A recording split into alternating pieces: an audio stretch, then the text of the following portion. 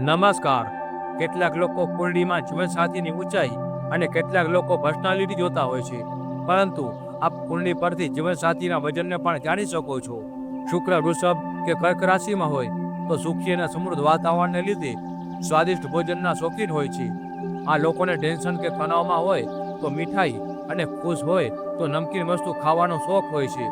ગુરુની દ્રષ્ટિ 7મા ભાવ પર અથવા શુક્ર પર હોય તો ગુરુ વિસ્તારનો ગ્રહ છે. જ્યાં પણ બેસે કે દ્રષ્ટિ નાખે એને વધારી દે છે, જેને લીધે વ્યક્તિનું શરીર દેખાવામાં વધુ લાગે છે, કારણ કે એમની પાચન શક્તિ થોડી ધીમી હોય છે.